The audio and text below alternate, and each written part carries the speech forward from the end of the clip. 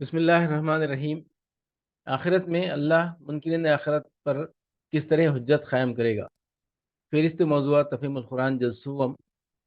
صفحہ 605 تا 607، سورہ عنکبوت، آیت 45۔ اتل ما اوحی الیک من الکتاب واقم الصلاۃ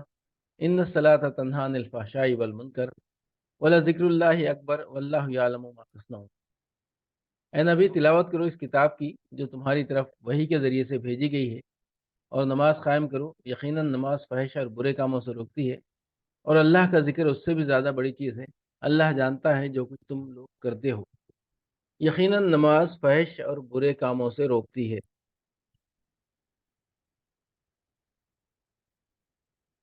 یہ نماز کے بہت سے اوصاف میں سے ایک اہم وصف ہے، جسے موقع و محل کی مناسبت سے یہاں نمایاں کر کے پیش کیا گیا ہے۔ مکے کے اس ماحول میں جن شدید مزاحمتوں سے مسلمانوں کو سابقہ درپیش تھا، ان کا مقابلہ کرنے کے لیے انہیں مادی طاقت سے بڑھ کر اخلاقی طاقت درکار تھی۔ اس اخلاقی طاقت کی پیدائش اور اس کے نشوونما کے لیے پہلے دو تدبیروں کی نشاندہی کی گئی، ایک تلاوت قرآن، دوسرے اقامت صلاۃ۔ اس کے بعد اب یہ بتایا جا رہا ہے کہ اقامت صلاۃ وہ ذریعہ ہے جس سے تم لوگ ان برائیوں سے پاک ہو سکتے ہو جن میں اسلام قبول کرنے سے پہلے تم خود مبتلا تھے،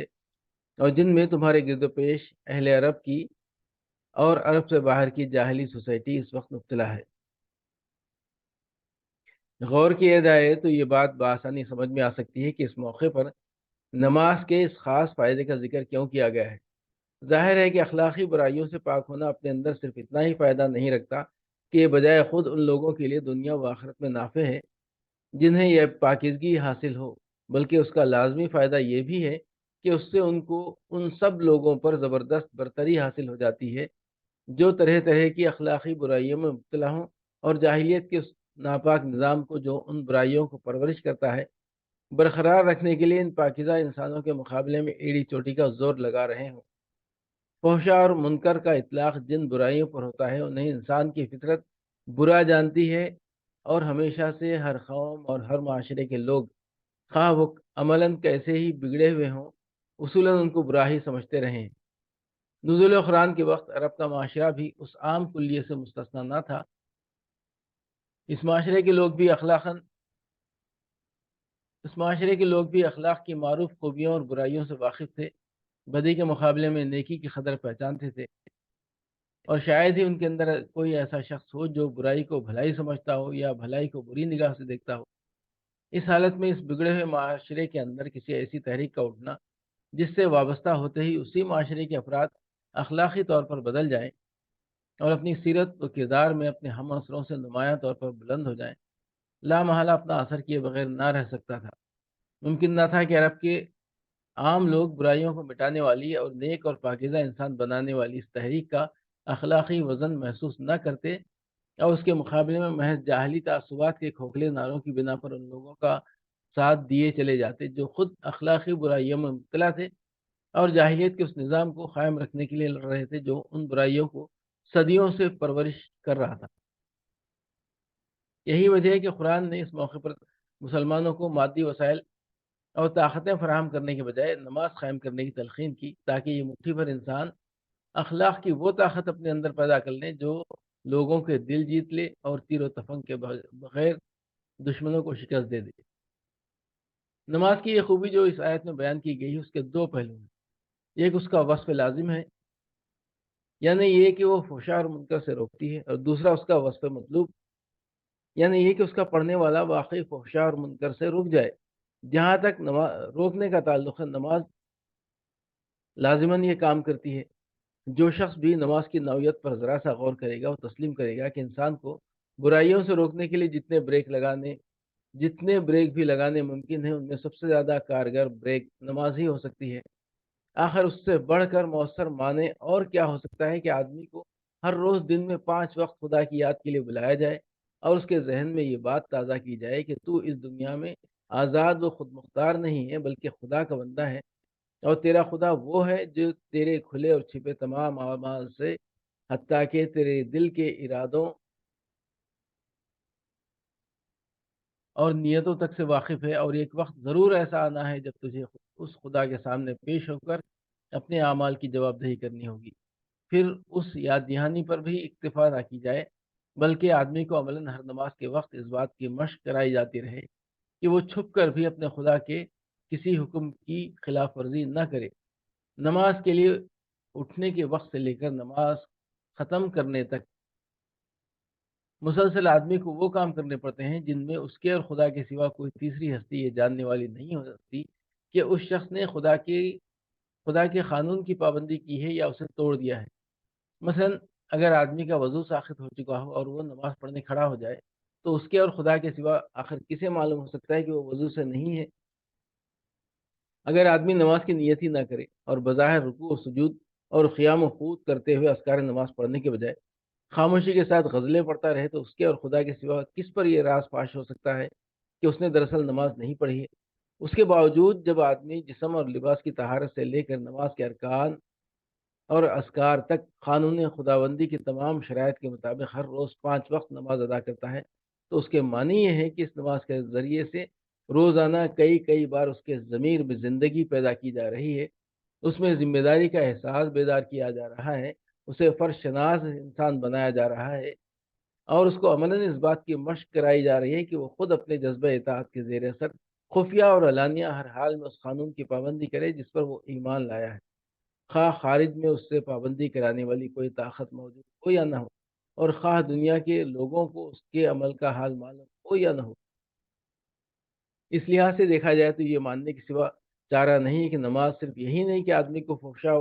و منکر سے روکتی ہے، بلکہ در حقیقت دنیا میں کوئی دوسرا طریقہ تربیت ایسا نہیں ہے جو انسان کو برائیوں سے روکنے کے معاملے میں اس درجے مؤثر ہو۔ اب رہا یہ سوال کہ آدمی نماز کی پابندی اختیار کرنے کے بعد بھی عملاً برائیوں سے رکتا ہے یا نہیں، تو اس کا انحصار خود اس آدمی پر ہے جو اصلاح نفس کی یہ تربیت لے رہا ہو۔ وہ اس سے فائدہ اٹھانے کی نیت رکھتا ہو اور اس کی کوشش کرے تو نماز کے اصلاحی اثرات اس پر مترتب ہوں گے، ورنہ ظاہر ہے کہ دنیا کی کوئی تدبیر اصلاح بھی اس شخص پر کارگر نہیں ہو سکتی جو اس کا اثر قبول کرنے کے لیے تیار ہی نہ ہو۔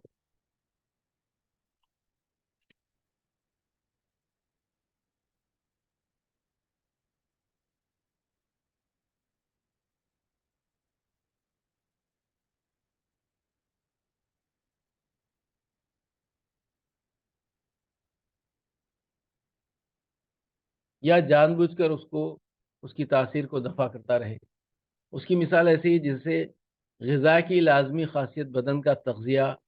اور نشوونما ہے، لیکن یہ فائدہ اسی صورت میں حاصل ہو سکتا ہے جبکہ آدمی اسے جزو بدن بننے دے۔ اگر کوئی شخص ہر کھانے کے بعد فوراً ہی قے کر کے ساری غذا باہر نکالتا چلا جائے تو اس طرح کھانا اس کے لیے کچھ بھی نافع نہیں ہو سکتا۔ جس طرح ایسے شخص کی نظیر سامنے لا کر آپ یہ نہیں کہہ سکتے کہ غذا موجب تغذیہ بدن نہیں ہے کیونکہ فلاں شخص کھانا کھانے کے باوجود سوکھتا چلا جا رہا ہے، اسی طرح بد عمل نمازی کی مثال پیش کر کے آپ یہ نہیں کہہ سکتے کہ نماز برائیوں سے روکنے والی نہیں ہے کیونکہ فلاں شخص نماز پڑھنے کے باوجود بد عمل ہے۔ ایسے نمازی کے متعلق تو یہ کہنا زیادہ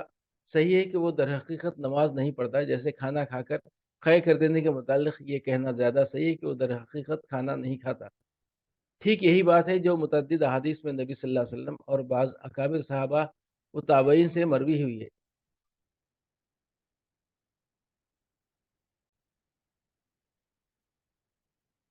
عمران بن حسین کی روایت ہے کہ حضور صلی اللہ علیہ وسلم نے فرمایا، من لم تنہا صلاتہ عن الفحشاء والمنکر فلا صلاۃ لہ، جسے اس کی نماز نے فحش اور برے کاموں سے نہ روکا اس کی نماز نہیں ہے۔ ابن ابی حاتم۔ ابن عباس حضور صلی اللہ علیہ وسلم کا یہ ارشاد نقل کرتے ہیں، من لم تنہا صلاتہ عن الفحشاء والمنکر لم یزدد بها من اللہ الا بعدا، جس کی نماز نے اسے فحش اور برے کاموں سے نہ روکا اس کو اس کی نماز نے اللہ سے اور زیادہ دور کر دیا۔ ابن ابی حاتم طبرانی۔ یہی مضمون جناب حسن بصری رحمۃ اللہ علیہ نے بھی حضور صلی اللہ علیہ وسلم سے مرسلاً روایت کیا ہے۔ ابن جریر بیہقی۔ ابن مسعود رضی اللہ عنہ سے حضور صلی اللہ علیہ وسلم کا یہ ارشاد مروی ہے، لا صلاۃ لمن لم یطیع الصلاۃ وطاعت الصلاۃ ان تنہا عن الفحشاء والمنکر، اس شخص کی کوئی نماز نہیں ہے جس نے نماز کی اطاعت نہ کی، اور نماز کی اطاعت یہ ہے کہ آدمی فحشاء و منکر سے رک جائے۔ ابن جریر ابن ابی حاتم اسی مضمون کے متعدد اقوال حضرات عبداللہ بن مسعود، عبداللہ بن عباس، حسن بصری، قتادہ اور آمش وغیرہ سے منقول ہیں۔ امام جعفر صادق رضی اللہ عنہ فرماتے ہیں، رحمۃ اللہ علیہ فرماتے ہیں، جو شخص یہ معلوم کرنا چاہے کہ اس کی نماز قبول ہوئی ہے یا نہیں، اسے دیکھنا چاہیے کہ اس کی نماز نے اسے فحشاء اور منکر سے کہاں تک باز رکھا ہے۔ اگر نماز کے روکنے سے وہ برائیاں کرنے سے رک گیا ہے تو اس کی نماز قبول ہوئی ہے۔ روح المعانی۔ اللہ کا ذکر اس سے بھی بڑی چیز ہے۔ اس کے کئی معنی ہو سکتے ہیں۔ ایک یہ کہ اللہ کا ذکر یعنی نماز اس سے بزرگ و برتر ہے، اس کی تاثیر صرف سلبی ہی نہیں کہ برائیوں سے روکے، بلکہ اس سے بڑھ کر وہ نیکیوں پر ابھارنے والی اور سبقت الی الخیرات پر آمادہ کرنے والی چیز بھی ہے۔ دوسرا مطلب یہ ہے کہ اللہ کی یاد بجائے خود بہت بڑی چیز ہے، خیر الاعمال ہے، انسان کا کوئی عمل اس سے افضل نہیں ہے۔ تیسرا مطلب یہ ہے کہ اللہ کا تمہیں یاد کرنا تمہارے اس کو یاد کرنے سے زیادہ بڑی چیز ہے۔ قرآن مجید میں اللہ تعالیٰ کا ارشاد ہے، فَاذْكُرُونِی أَذْكُرْكُمْ، سورہ البقرہ آیت 152، تم مجھے یاد کرو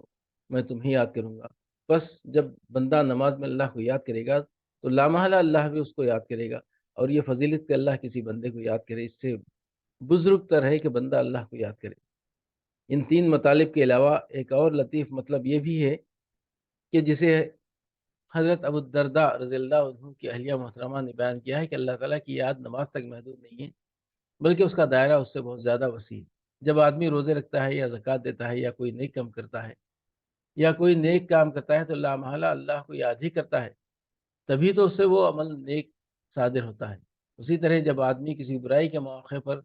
مواقع سامنے آنے پر اس سے پرہیز کرتا ہے تو یہ بھی اللہ کی یاد ہی کا نتیجہ ہوتا ہے۔ اس لیے یاد الہی ایک مومن کی پوری زندگی پر حاوی ہوتی ہے۔